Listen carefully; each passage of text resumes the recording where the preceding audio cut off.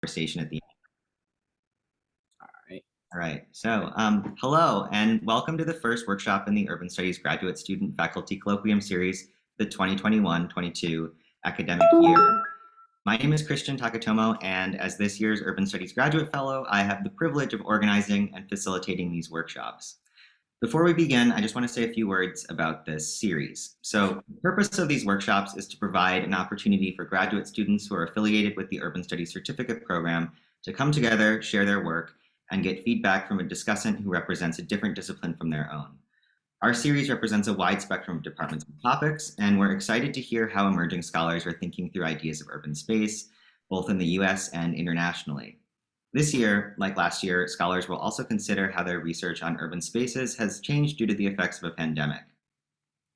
Our next session will be Thursday, October 28th, so 2 weeks from now, also from 12 to 1 with Chris Quattro, who is a PhD candidate in city and regional planning, and will be presenting on the relationship between historic redlining and modern zoning in major American cities. So mark your calendars. And I'll add the link to that in the chat in a minute. If you'd like to be added to the Penn Urban Studies email listserv, you can sign up by emailing the address that's listed in the chat. Here, I'd also like to give a special shout out to Elaine Simon and David Granzian, who are the co-directors of the Urban Studies program, and Vicky Kharkov, who is the program coordinator, and also the student workers who design the flyers that you may have seen on campus and in your inbox. All right, so let's move on to the show. We're kicking off this series today with a talk from Antoine Haywood, who is a PhD candidate at the University of Pennsylvania's Annenberg School for Communication on BIPOC engagement in community media. Antoine's research examines the contemporary relevance of public, education, and government access media. He studies how local governments, nonprofit organizations, and citizens use geographically defined communication infrastructures to stimulate civic participation, democratic communication, collective learning, and care. Before Antoine started his graduate program here at Penn, he worked as the engagement director at People TV in Atlanta, Georgia, and at Philadelphia Community Access Media. He has served on boards of community media organizations, including Radio Free Georgia and the Alliance for Community Media. He holds a BA in English from Morehouse College and an MA in Media Studies from the New School. Antoine has published 2 articles this past year, the first on how PEG cable channels fostered community resilience during the COVID-19 pandemic, and the second on the relationship between Afrofuturistic album art and Black American identity formation. Our faculty discussant today, who we're very lucky to have, is Dr. Aaron Levy, who is a senior lecturer in the departments of English and History of Art here at the University of Pennsylvania. He is the director of the Health Ecologies Lab and the Social Justice and Arts Integration Initiative in the School of Social Policy and Practice. He is also the special advisor for Health and Humanities Initiatives at Penn Medicine Academy, where he directs the Penn Medicine Listening Lab. Aaron is also the executive director and chief curator of SLOT, a Philadelphia-based nonprofit that engages diverse publics in dialogue about cultural and sociopolitical issues facing Philadelphia and the world. And once we begin, I will drop links to their profiles in the chat too. Before we move on, I just want to say a little bit about the format so everyone knows what we're doing here today. So in a minute after I'm done with this introduction, Antoine will present for roughly 15 minutes, and then Aaron will take another 15 minutes or so to respond. And then we'll give Antoine a few minutes to react to any or all of Aaron's comments before opening up the floor to questions and comments from the audience. Throughout this session, I will be keeping an eye on the chat, so please post any questions or comments there if and when they occur to you. And once we enter the Q&A part of the workshop, which should start roughly around 12:30, we'll go through the questions in the order in which they were asked. So when we get there, please be prepared to unmute yourself so that you can restate your question or comment for Antoine. And as I mentioned in the chat, we'd love to know who's here with us today. So if you have a minute, please introduce yourself in the chat and tell us who you are and where you're joining us from. And now I'm going to turn things over to Antoine. All right, thank you so much for having me. The other thing that I want to mention just off the top, I believe that we might have someone that is also capturing this to replay back on community access channels. But I know that we're recording this right now, which will be made available on some platform, perhaps YouTube, I don't know. But there is an interest for people to share this on community access channels, which is great, you know. So I sent this information out to the Alliance for Community Media listserv, and I see that there are some folks who are on today. So yeah, just thank everyone. Thank you all for joining us. I know there's a lot of stuff that's happening this week. This week is like the beginning of the semester, and it's like all of these colloquiums and all this stuff that's competing. So I'm glad that we're recording this, so people will be able to come back and look and share. And yeah, I am just thank you, Vicky and Christian, for setting all of this up, having me, and thank you, Aaron, too, for joining me into this discussion today, which I'm very excited to share. I'll talk about my research, and also yeah, and engage in a dialogue with practitioners. This is I'm really pumped about that. Like there's folks here who are, I can't shout out everyone, but on the line that are really that I'm in solidarity with this work, you know. So as you said, I'm a former practitioner, and you know, but I still, my work is in the spirit of to help support you know, the efforts, anything that we can do to maintain local communication, even improve local communication infrastructure in urban, suburban, rural, and exurban localities. So so without further ado, let me just get into my presentation that I've prepared for you all today. And before I move on to my next slide, just my email is up here, and also Twitter at CreateBeats. So people who have that like wonderful talent, that are able to, that impressive talent of like tweeting and doing all this, being in attack at the same time. If you want to do that, cool. If you want to learn more about my records and the significance, I can send you a copy of that article, that essay that talks about that. I won't be talking about that today, but yeah, I'm happy to go on in offline and talk to people about the records. Yeah, so, and then the other quick thing too that I just want to, for clarity, to say is just what BIPOC means, in case folks don't know. So that is Black, Indigenous, and people of color communities is what I'm referring to. I'm using this term right now because it's growing in terms of like people understanding what it's referring to. I don't think that it's, you know, perhaps the best term that like is catch-all for everyone and represents everyone appropriately, but this is what I'm going with so far in my studies. So, all right, let's go into the next slide. So I wanted to start by talking a little bit about what inspires my research, which is in community media put broadly. And as you've heard in the introduction, before I started grad school at Annenberg, I worked in the field of community media here in the US for 15 years. And during the bulk of my experience, when I worked at Atlanta at People TV, and I worked in at Philadelphia's PhillyCAM, you know, there was a lot of things that I observed in terms of the way that communities engaged in local storytelling and media making, and even collective learning. And then there's something that was very unique about when those communities engaged together. And these photos here on this slide represents, you know, various time periods in my career. As teaching undergrads about community media, working with Scribe Video Center here in Philadelphia to do community history projects. But the images that I want to really emphasize here is going back to my days in Atlanta. And on the bottom image, I'm sitting with a group and around a table, and that's the Ben Hill Rec Center crew. And that was my first taste, a glimpse of what access and what local storytelling and what, you know, even teaching a group of people in the community how to use communication tools, just the significance of that. And that's where I got the spark, and then continued on the top. You see me work with a group of young men that's from high school in Atlanta. Were really, really, really engaged in terms of, you know, learning how to do television production, learning how to do 2D design, to tell stories that like that they felt weren't represented, you know, in a way. And that, but there was also something else there that when people went through the process, that was very special, you know, in terms of something that's even like this transformative. That's what I'm trying to get at in my research is when communities engage in this, what in this type of learning and media making, what is accomplished, you know.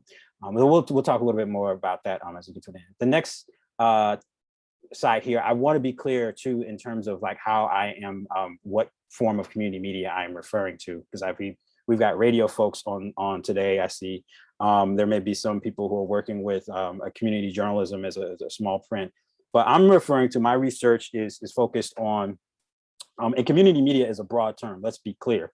And scholars debate this, on end of what it means. But one thing that we seem to agree on is that it manifests in multiple ways, and so and it's far reaching, and it impacts as many lives. But my research focuses on a specific form of US community media that is anchored by public education and government access channels. And so some people refer to this as PEG access media, some people refer to this as community access media. And so many people may, know these as the channels where there's the local government meeting, the town council meeting. You have the school board meetings. That's hot in Florida, where I'm from.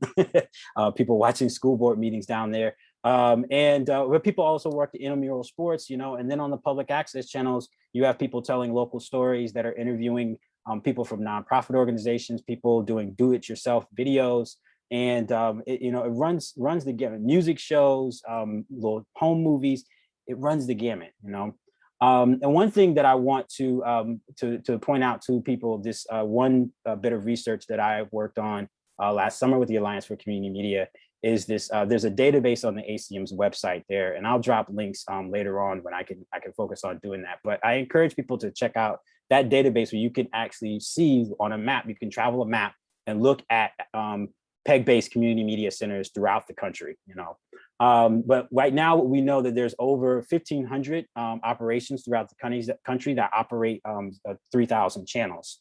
And so, the thing that distinguishes this form of community media that I'm going to do my best to attempt to articulate without getting super wonky here, is its infrastructure, right?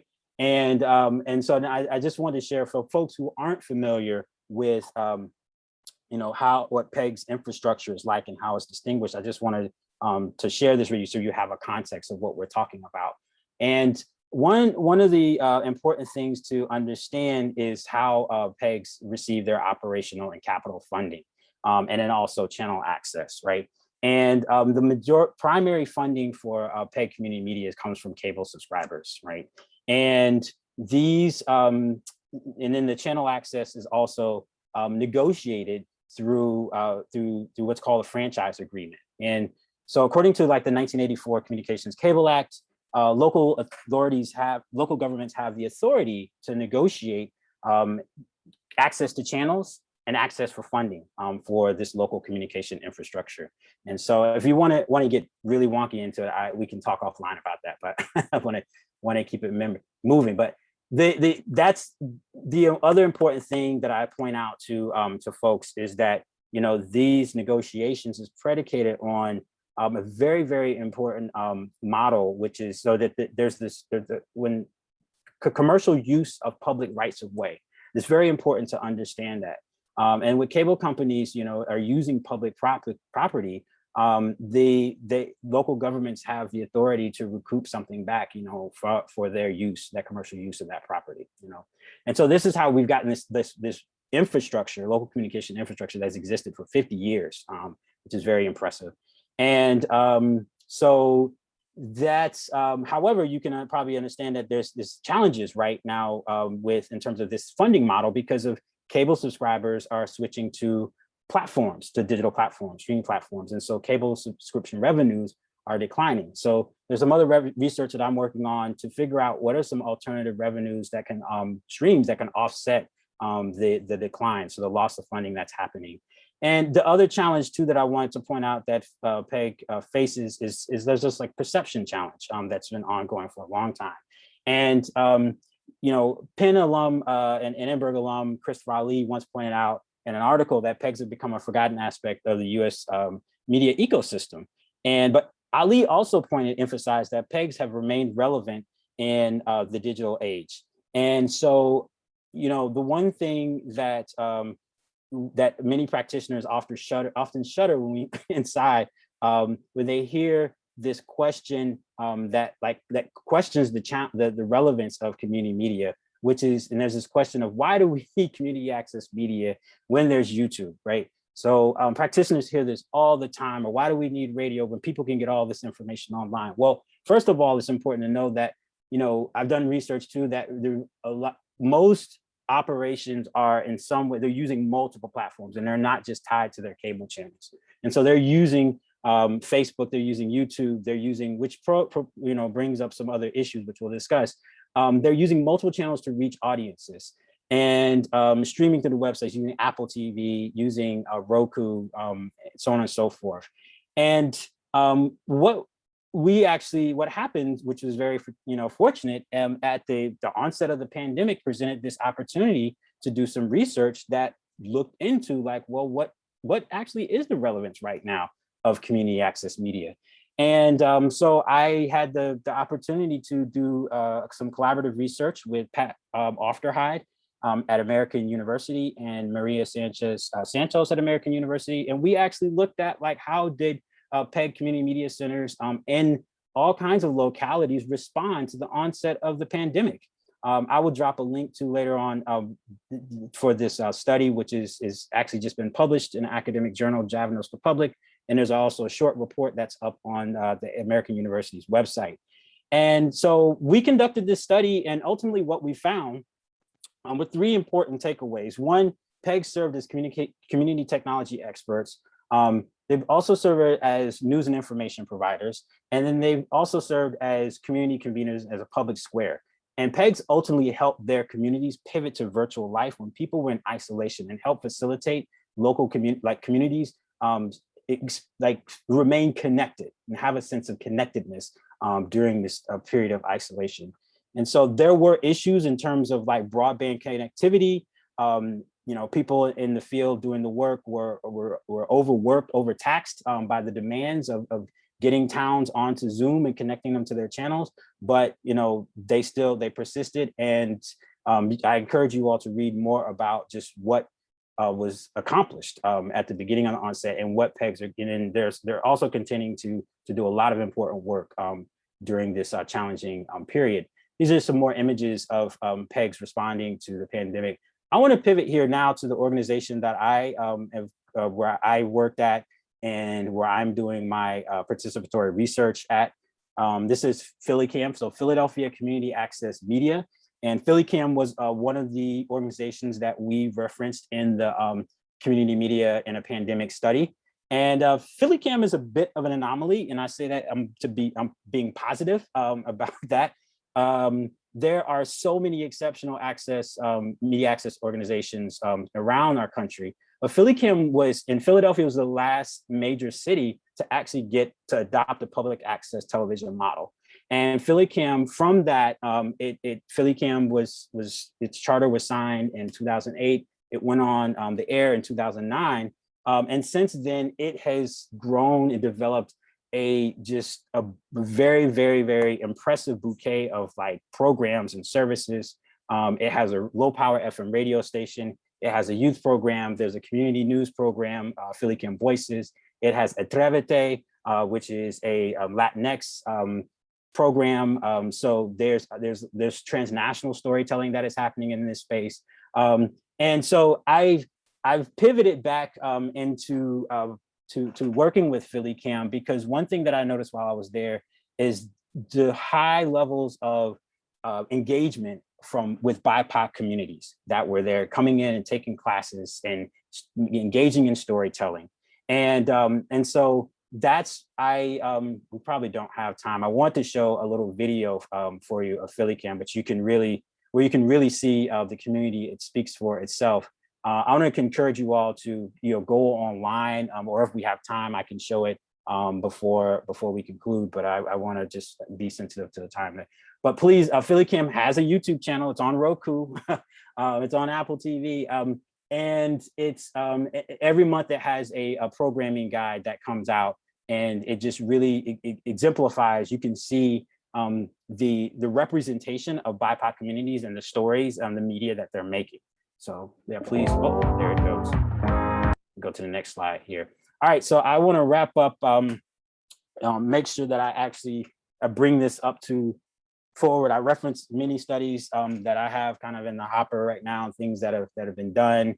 But I am really excited right now to be working with the Annenberg School PhillyCAM and PhillyCAM community members to coordinate what I'm referring to as telling our stories right now. That's the working title. But this is a multimodal oral history project that archives and presents the lived experience of BIPOC community media makers who use PhillyCAM's resources to engage in local and transnational storytelling networks. And what we started to do, and what you can see here in the photograph, is actually is one of our storytellers who is in the studio, and we started to do. I've taken an oral history approach to this. My work is mostly like ethnographic, and like I mentioned here, it's multimodal. So I do a lot of participant observation. I'm looking at PhillyCAM's the archives of the fight to get Philadelphia Community Access Media as a resource here. But I think that the important thing, and I do in-depth interviews, and this ties back to this, is, and I've thought about this since I've come into grad school, is really how is it that we can start to archive and amplify the stories of the people who do this work, who make the media, right? And I'm getting a little choked up. Like, this is very near and dear to me, this work. And, for the practitioners, that are on the line right now, like, we know through and through just what people put into this. And we hear anecdotes of the why, right? And we know what technologies they use, right? But one thing that I've, after I've successfully cleared comps and read all this literature and so on, the stories of the people who do this is it's missing. I think that we can't overstate, what this local infrastructure means to people, right? And so I am here for figuring out ways to, how do we collect stories and build a repository of stories of, I'm starting with BIPOC community media makers because that's a community I identify with, and I know what it means myself to be a local storyteller working with others. But this is an expandable endeavor. And so how do we build this up to really, so that the narrative of this work is articulated? And some of the questions, and I'm going to end right here on these questions that I know, because there's some probably, scholars, some researchers on the line that want to, like, well, what are your questions that you're after? I've learned that it's important. So local communication infrastructure is highly relevant. That's something that I've come to, I believe in. It's valuable for communities of color, and especially urban localities. But why? What motivates people to become volunteer media makers and storytellers? There's a lot there to unpack. And then what happens when they do this? So, there's transformation, that occurs. There are people who undergo change. There's broader social change, and there's also personal change that happens. But what are those stories? What does that look like? Should we be looking at it qualitatively? Can we even quantitatively, map that out, right? In different regions, and see what that looks like. What communication technologies are communities using to reach audiences? Who's being reached? How do producers know how they're reaching? Folks know, but it's still like, how do we build a repository of this, or start building a repository of this data? And then what is the significance of BIPOC communities engaging in local and transnational storytelling through community access media such as PhillyCAM? And I think the exclamation point on that is how is it that these local communication resources can be used, or maybe are currently being used by BIPOC communities to heal and repair themselves? And how are they being used in ways that are expressing a form that we can see, reimagine it as a form of care, of collective care? And that ties into PhillyCAM's PPM Fest, their theme this week, which is community media as community care. So on that note, I think that's a perfect pass along to Aaron Levy, who is whose work really does get into community care and also listening. So thank you all for again for riding along with me. And yeah, thank you, Aaron.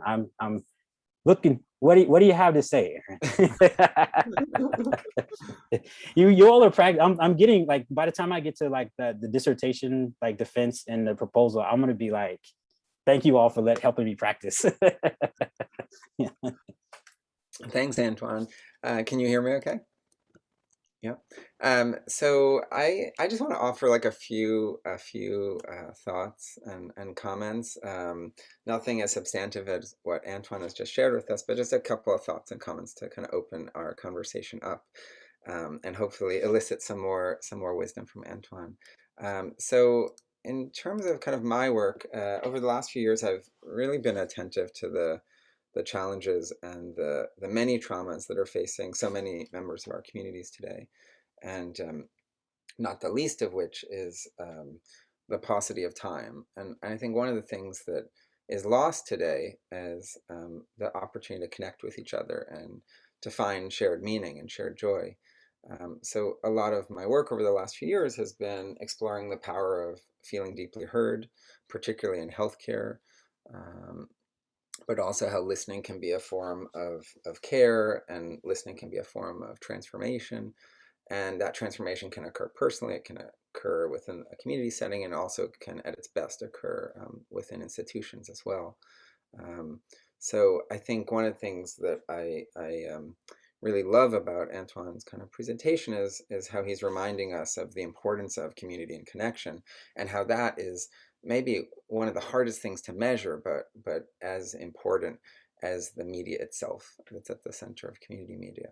Um, Speaking to Antoine's kind of presentation directly, I think Antoine's like arguing for the profound relevance and impact of community access media, and and he's trying to kind of focus our attention on community media rather than the larger power structures that typically dominate media as we experience it. I think for Antoine, media is a pathway to community flourishing, particularly in the BIPOC community. And this is like such an important thing to kind of take a moment and to acknowledge, um, that community media is itself a form of community care. Right? Antoine's methodology, we should also like kind of be attentive to. He's kind of modeling a kind of a participatory action research model in his scholarship. And you know, it's so hard to um, produce and to be supported in producing affirmative modes of scholarship in the academy, not just critical modalities, but affirmative ones that celebrate community, that celebrate kind of grassroots kind of efforts, that celebrate solidarity with community members and community organizations.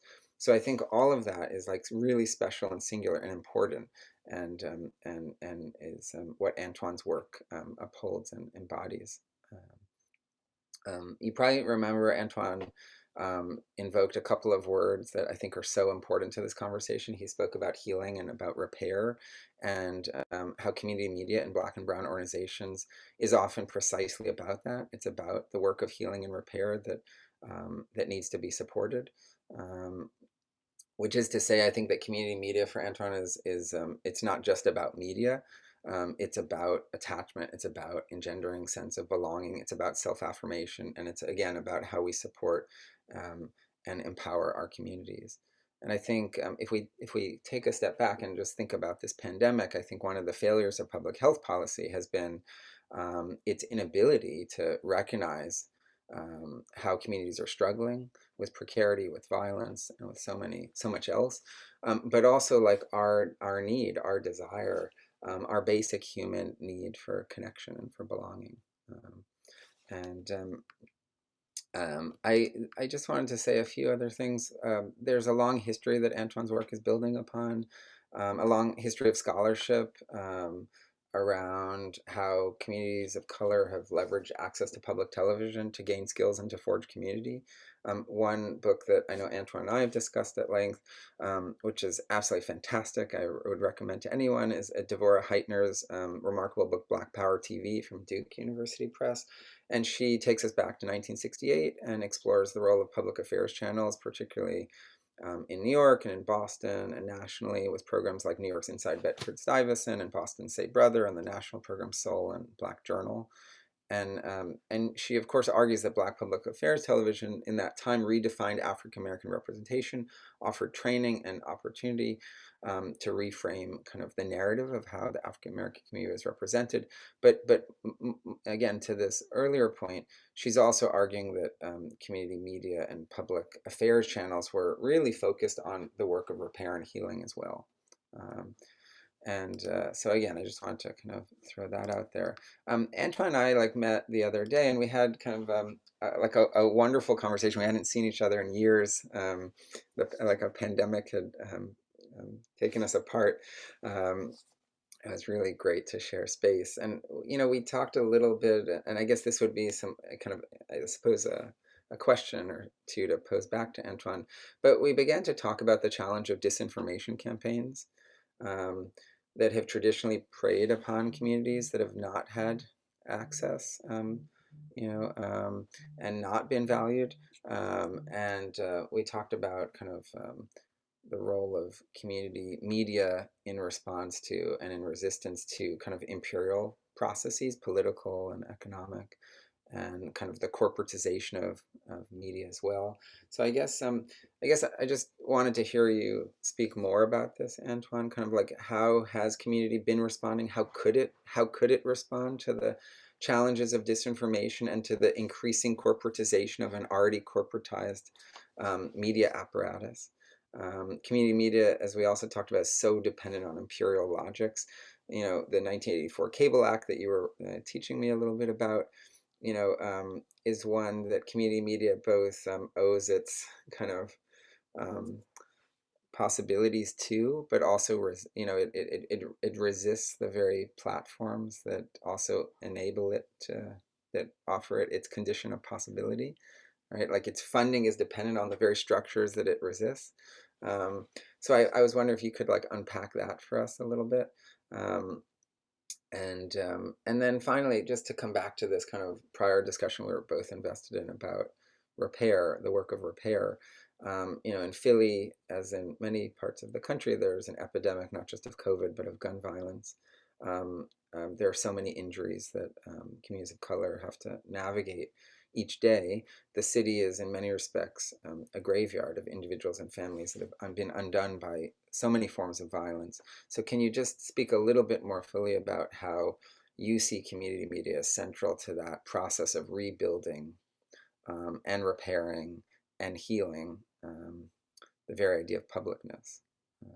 So I'll stop there, but there's just a couple of meandering and rambling thoughts, but all of which ultimately affirm the importance and inherent dignity and power of community media as you're teaching us about it. Yeah, thanks, Aaron.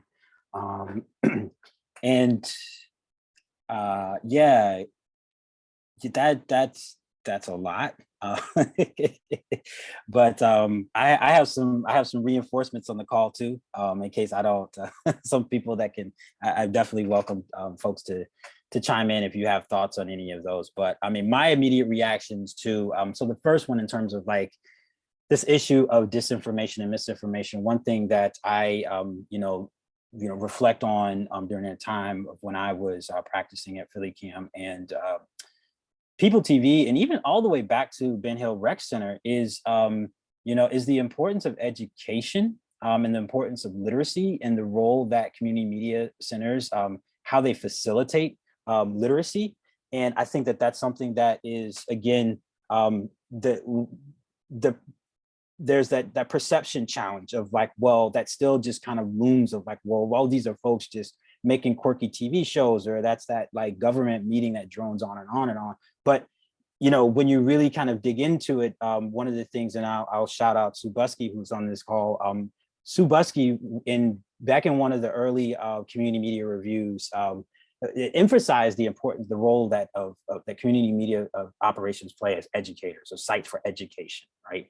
And I think that's something that I know PhillyCAM works on it. I know there are many other operations, people who are developing, who have media literacy programs. And one thing that I recall when I was working as a practitioner and in helping build up membership programs at PhillyCAM, people were very eager to learn about how the machine works, and learn about and be able to dissect, and understand what they are seeing on screen and what they are hearing.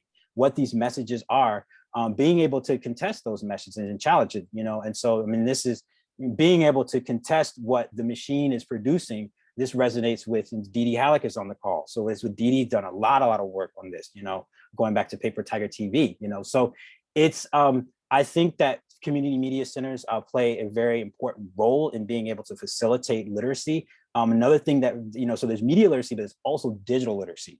And one thing that I see that's lacking is the connection. There's opportunity for better connection of the work that people are doing in terms of like digital inclusion, right? Broadband connectivity, like all of that digital access work, digital literacy is in there. Community media centers, they uplift that too, and have resources. Now, one of the things that is difficult is that community media centers in terms of size, operations, their resources, they vary across the country, and so sometimes you have some places that are doing very, they have all kinds of, they have staff and programs that are doing this literacy work, but then you have operations that it's just a one-person shop, or it's all volunteers, and so it becomes on the community to organize that. I want to speak to also, the contradiction of the political economic model of community media. That's a very tough one, as I'm showing the PhillyCAM. I had the PhillyCAM video up there, which is on YouTube, and most of our operations, they have their catalogs of programming, not all of it, but they do have programming, especially like staff produced programming that's on YouTube. But so it's on this platform though, that's like putting ads on top of community produced content, and there's profits that's being generated off of that. But, some people are stuck in, that's where audiences are, and it's people are able to access it, and I think to address this question gets back to, so my advisor, Victor Picard, really just continues to push forth is like, how can we figure out publicly supported, publicly funded, infrastructure that is not dependent on these commercial apparatuses, I am grateful that it's a sticky relationship between the Comcast, the Verizons, and the Time Warners and the Charters. They're making all this money. I was talking to my mom this week and she was complaining about her $250 something plus cable bill, but it's like, also I'm like, well, my portion of that and how that works help, give your son a career, you come down to the end of the day, and actually, your son who's getting a PhD and stuff. So it's like, whoa, like, how do we unpack that, but I think what Victor pushes for, and we have a long way to go, is how do we build up infrastructures that include even the WHYYs of the world, so the public radio and the public media, but also include the grassroots indigenous radio operations, and maybe there's some remote television operation, so that stuff, we're not constantly battling, like we've been battling for 50 years in community access media, with getting money to do something that benefits the people, so that's my response to that question. And then there's this, the healing and repair is something that is, I'm very excited about uplifting in my work of how we can reimagine community media as something, as a resource that people can use to heal and repair their communities, and to, when there's gun violence, when there is poverty, people are suffering poverty. And I think that it's not even, the one thing that is important to point out is that like community access media operations have been facilitating this like for years, for decades. But the question is, it's like, how intentional has it been? And I think that's the thing that's, and people in my A-man corner out here, they can help me, make sure to see if I'm, articulate. But I think what the difference is not with the shift in the field for practitioners. And yes, I refer to folks who do the work as practitioners and not just, staffers. There are many people who are out in the field who are constantly grinding day in, day out to figure out, how can we get this thing better? How can we, yes, use our resources to heal and repair, and to do that work more intentionally? And I think there's a shift that is happening. How do we, engage with local journalism, and how do we address gaps, local news and information gaps, and so I think the one thing that the nice thing is that there's space, and with the structure, the way that it's set up, where we can move in directions that respond to our community needs. And we're not just tied to like, well, the funders want this, you know, the funders want, and we gotta play this balancing act, you know. Yes, you do have to, in some operations, have to cater to the interests of the local government officials who are making those policy decisions about how much funding you get from cable subscribers or the city budget. But I think there's still enough space, and there's just this like just extensive legacy to continue to build on. And that I think that this legacy is of community media in the US is capable of supporting us as we move forward to do more work that like lines up with like the Media 2070 project of that Free Press coordinates, which is all about how is media reparations and how do BIPOC communities we gain resources to heal and repair ourselves. So yeah, those are my responses, and I'm very curious to hear what other like thoughts of folks who are on the call have to say. If there's, Aaron, is there anything else that you want to? No, I'm eager to hear. I mean, we could talk for a long time. Yeah. I'm eager to hear what those who've joined us from across the country have to offer. We don't really have any questions yet in the chat, so I might just like start by, I would love to hear you talk a little bit about that question that you were asking yourself at the end about how can we archive and amplify the stories of people who are doing this work. You know, as like somebody, I'm a history PhD student, and so this like question of like how to archive anything is very interesting to me. So if you could talk a little bit about that, and maybe we could invite the people who are here too. I mean, we're lucky to have so many people who are actually working in this field. If anyone would like to kind of speak on that too, that would be great. This was how to archive. Sorry, I was reading the question. Oh yeah, yeah. No some questions popping up. What are the questions that you were asking yourself at the end, where you just sort of like, you know, how should we archive and amplify the stories of the people who are doing this work, the oral histories of people who are actually building this infrastructure. Yeah. And so the other thing I want to clarify too, when I said that you know, we've initiated an oral history project, is that it's oral history, meaning it's capturing the stories of the past and the present, you know, and figuring out how do you continue to we're like collecting those. And I think now you know, just looking specifically at PhillyCAM, it's just crossed back in 2019, it crossed its 10-year anniversary. So it's a perfect time just to look at to look at those stories, you know, from the right now to you know, going back to people who were there in the beginning, and even people who were involved in the 27-year fight to get public access television in Philadelphia. You know, so 37 years. You know, one thing that we are figuring out at the Annenberg School is you know, and this speaks actually to a question that came up in the chat, is in terms of like the people, like the leadership, people who are in positions of power, people who make decisions. And fortunately at the Annenberg, we have a new librarian, Katie Ralston, and I went to Katie with this idea, and Katie has started to introduce me to some new terms, things such as like post-custodial, which I haven't heard of, but it's, you know, we've started conversations of figuring out, but she's a person in a position that says, oh yes, we can put some resources to figuring out how we can work in collaboration. I think that's a very important thing is underscoring, is this collaboration with the community to figure out how to build something that is publicly accessible. It's not exclusively owned by the University of Pennsylvania, but it's owned also by the community, and they determine what happens with this archive, you know. But we are starting to, you know, the videos are being transcribed, and we'll actually, we got to figure out like how we're going to build a website, what will be featured on the website, what are the levels of access.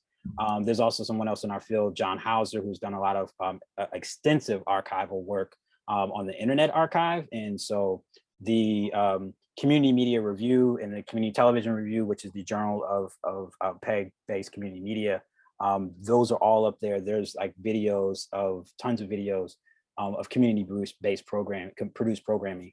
So it's it's figuring out how to connect all of those things. And then also I'm excited to see like, how is it that we can maybe build something that access centers throughout the country can start to do their own collections and have those discussions, and then we connect all of that stuff. To me, I mean, I believe that when the stories get amplified, then it's like it starts to, and it's public facing, is a place where we can point to it easily. It becomes an easier argument to talk about the value and the relevance of what we do, you know.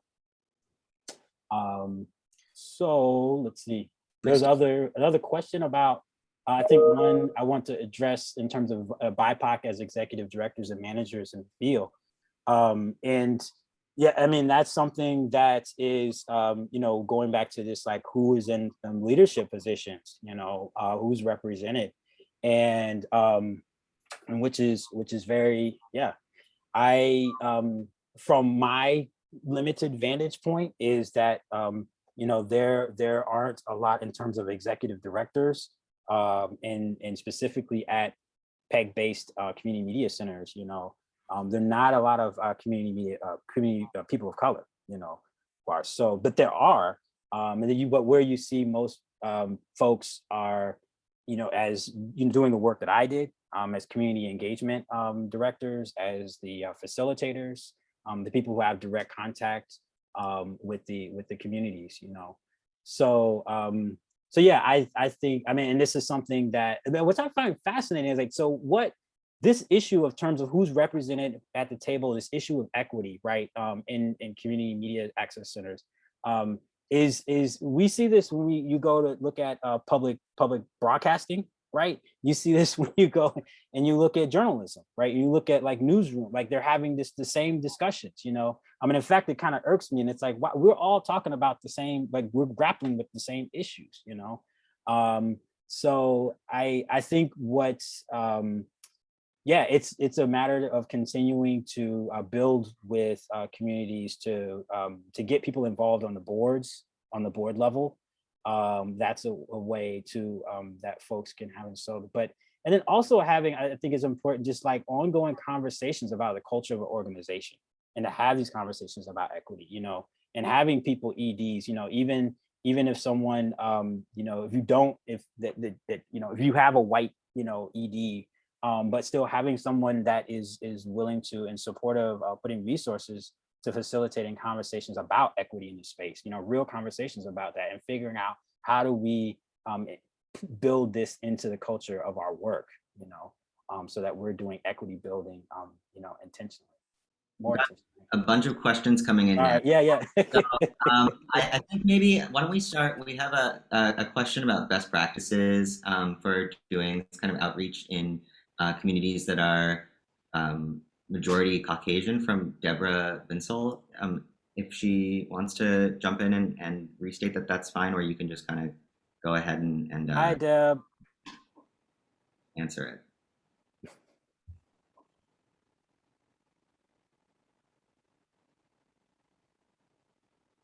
Antoine, I can, if it's there we go. helpful. Okay. There you are. Microphone wouldn't go. Hi, everybody. It's good to see so many familiar names and faces, and congratulations, Antoine, on the great work. Yeah, you know, in the Pacific Northwest here, our demographics are very different from Philadelphia. Our community is 88–89% Caucasian, and our staff has embarked on training in diversity, equity, and inclusion through ofbyforall.org. Highly recommend folks look into that, as have our colleagues in Kalamazoo and in Gresham. So, you know, our history writ large in community media has been door is open, all are welcome, first come, first serve. And you mentioned the concept of being intentional. So, you know, I'd be really interested in hearing best practices for that kind of intentional outreach to communities of color in our community specifically, because we're 88% Caucasian. So Yeah. I mean, so, you know, one of the things that that dawned on me somewhere, I guess, midway through my career, as I got more involved in the national level with the ACM and going to conferences, that mean, not everyone has a community engagement. Not everyone had an Antoine, right? You know, not everyone had a you know, there was like my colleague Jasmine White in DC and Betty Yu, who was in New York. You know, there were a handful of us who were doing engagement work. But I think that to say that that's an important thing to consider is, you know, you know, having someone who has a that is sensitive to that work and is connected to communities, somebody who has even comes from an organizing background. I think that that's very important. I want to be clear that like I just didn't, you know, when I graduated from Morehouse in Atlanta, I didn't have just this like I'm going to be an organizer and I do outreach and I know how to listen. That was things that I learned all throughout the course of you know, as I was developing, you know, as a professional. And I mean, I think it's you know, if you're not able to have it's like really trying to figure out ways of taking care of relationships and building relationships with communities that you want to build with who might not be represented, you know. And that's not an easy thing because it takes time, you know, and it takes, you know, also an understanding that there were a lot of communities, even at, you know, yeah, Philadelphia has many groups that are represented that live here, but there's a lot of folks that were not, I'm gonna be clear about that, that were not present, you know, still aren't present. And we're trying to figure out, well, why is it, you know, so I'd say for example, the Southeast Asian community, there's a big Southeast Asian community here in Philadelphia, right? And so it's like, well, the presence of that community was not really there at Philly, you know, and so what does it take? Is it having someone who speaks, who's native in the language, who's native in the culture, you know, is it being present? You know, one thing that I learned that was very important is just showing up to people's, to their activities and being there for them.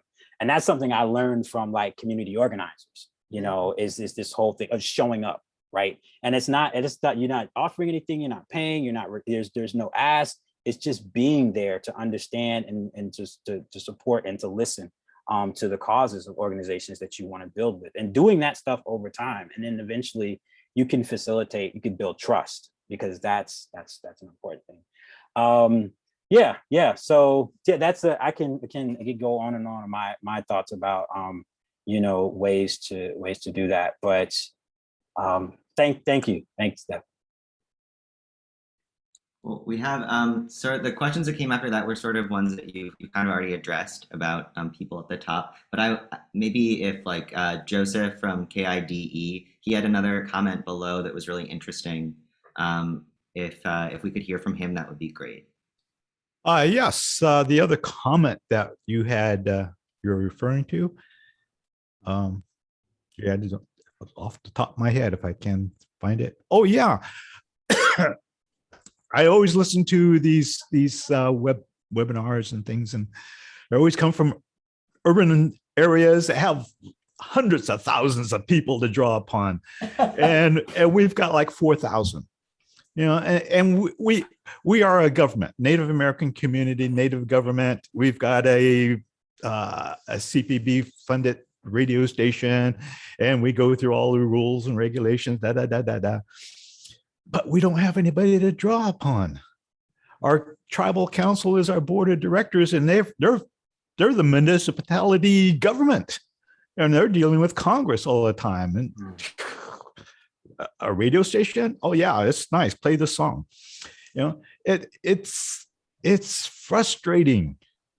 And I agree with everything that you had said. I have been saying for the past 40 years, we're 41 years old. I've been at the station here as a manager since '88. And I'm going to retire at the end of this fiscal year, and I'm going to go on my own and do my own media. And I'd love to keep in contact with you. So that's a frustration. And if there's any way that universities, urban areas, BIPOC organizations can come together. Yes, let's come together and let's figure this out, because media is important. I see it as a healing tool. And it needs to be taken away from this commercialism. I mean, that's what got us into this mess. And I think that media, if somehow we can bend these rules, make them a little bit different. That's why I was addressing who is in control. Are there BIPOC people at the FCC and in Congress who are allocating funds, who are developing these regulations that are keeping one hand tied behind our back? It's a revolution, and it's not going to be funded unless we make it funded. That's my concept. Thank you for allowing me some time. Thank you, Joseph. And I got your information too. Yeah, Antoine, we're kind of running out of time, unfortunately. So I don't know if you want to respond a little bit to that, or if you've had a chance to look at some of these other questions. We're definitely not going to get to all of them today, but I don't know if you have any kind of like closing thoughts. Should share your info, and we'll make this, this recording will be available. The chat we can save. So, maybe you can keep those conversations going with the people who have asked questions. But I don't know. Yeah. If we could, definitely. If we could figure out how to save the chat, because okay. It lit up like, oh no, I'm still trying to get used to like looking at people, trying to make eye contact, who's in the squares, all that kind of stuff. I want to remind folks that Community Media Day is October 20th. And I'm really proud to see that this is something that it's kept traction. Here in Philadelphia, there is PhillyCAM is celebrating all month, and the offering like workshops and some really great programming. I know that there's other folks too on the call who their centers, whether they be in Mass or out in Washington, on the West Coast, Cali, that are doing that are active events, and so this has been like the most recent thing that we like kind of as nationally coordinate around and try to do something on a local level to acknowledge Community Media Day. So that is yes, and Gretchen also is talking about the People Power Media Fest. So that's what I'm alluding to, is the month-long celebration. So, and then there's a big block party on October 23rd. Yep. So I again, on my final note is just to underscore to reimagine and to community media as community care. If folks aren't already imagining it, I think it's a very important thing for us going forward. And we have to, the Alliance for Community Media, one of the things that it excels at is the policy battles and all of that wonky stuff. Like I don't get super deep into that, but it's I think we have to keep those fights going for our infrastructure, but we also have to like really get creative on the ground. And I think that what birthed PhillyCAM, like the coalition that did that advocacy work. So I think through like coalitions, connecting, as Joellen had mentioned, connecting the dots, and building with community organizers and people, even who are doing work and like really imaginative work, which requires us to like stretch a little bit and kind of go into some uncomfortable places maybe at first, but to and that's one thing that I really like about the with the Media 2070 project, is that to dream up media reparations, but it's really about this kind of reimagining. And it's like, what does this look like in order for us to be able to communicate in ways that benefit, that build equity? And so that's and pushes back against the violence, that people have sustained for so long from commercial media, and even policies that like bolster and commercial media's efforts, So so I'll end on that. Thank you all so much. And I think I'll drop my email in there. I've said so much about, did I get the media rep? I'll put the, people may have looked up Media 2070 as well. I could mention that, putting that in there. It's a great resource, a great essay for people just to begin to read. Thank you all again so much. It really warms my heart to see my people on the call too. I claim y'all still.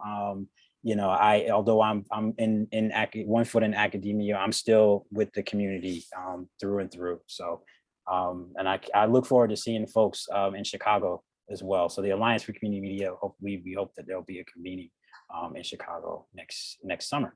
All right. Well, thank you so much. And thank you, Aaron, for joining us. Yes, too. thank you, Aaron.